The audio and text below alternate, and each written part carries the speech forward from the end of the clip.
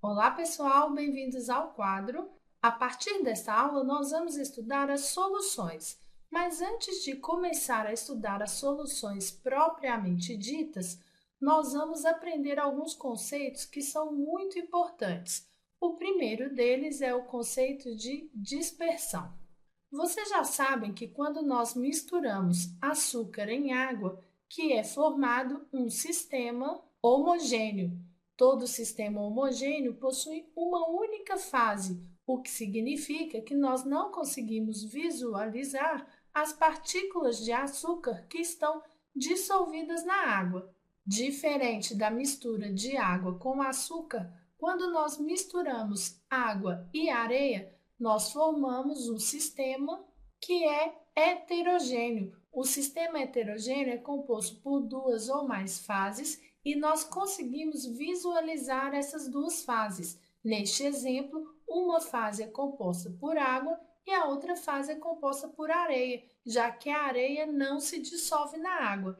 Aqui nós temos dois casos extremos. Um caso em que uma substância se dissolve totalmente na outra e um caso em que uma substância não se dissolve na outra substância. Porém, entre esses dois tipos de sistemas, nós temos um sistema que é intermediário. Vamos considerar um sistema com água barrenta. A água da enxurrada, por exemplo. Se essa água permanecer em repouso, nós veremos um novo sistema e neste novo sistema nós vamos visualizar três fases diferentes. O que tornou possível o surgimento dessas diferentes fases neste sistema foi a diferença de densidade entre as partículas. Partículas maiores geralmente são mais densas e, por isso, vão para o fundo do recipiente. Já as partículas menos densas ficam um pouco acima e partículas muito pequenas ainda ficam suspensas na água. São sistemas como este que nós chamamos de dispersão. Por quê? Porque neste sistema nós temos pequenas partículas dispersas em uma substância abundante. Neste caso, a substância abundante é a água. Na dispersão, nós temos uma substância que está disseminada em outra. Essa primeira substância que está disseminada nós chamamos de disperso e a segunda substância nós vamos chamar de dispersante. O dispersante está presente no sistema em maior quantidade. Nós podemos classificar as dispersões em três tipos diferentes, dependendo do tamanho das partículas que estão dispersas.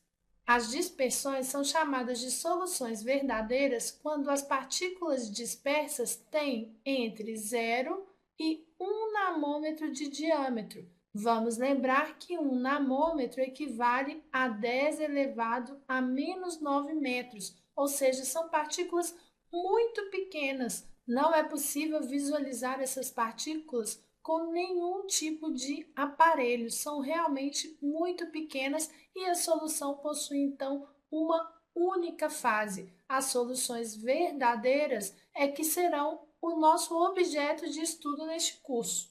São soluções verdadeiras, soluções homogêneas, como a mistura de água com açúcar, água com sal, entre outras que vocês já conhecem.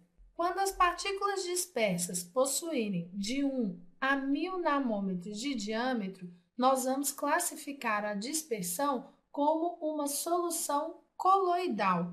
No caso das soluções coloidais, utilizando um ultramicroscópio, é possível visualizar as partículas. A neblina é um bom exemplo de solução coloidal. E o último tipo de dispersão são as suspensões, que possuem partículas com tamanhos acima de 1000 namômetros. A fumaça que sai dos canos de descarga dos automóveis são bons exemplos de suspensões, principalmente a fumaça dos caminhões que não têm os seus motores regulados. As partículas presentes nas suspensões podem ser vistas com o uso de um microscópio comum. Bom, pessoal, na próxima aula, então, nós começaremos a estudar as soluções. Não percam!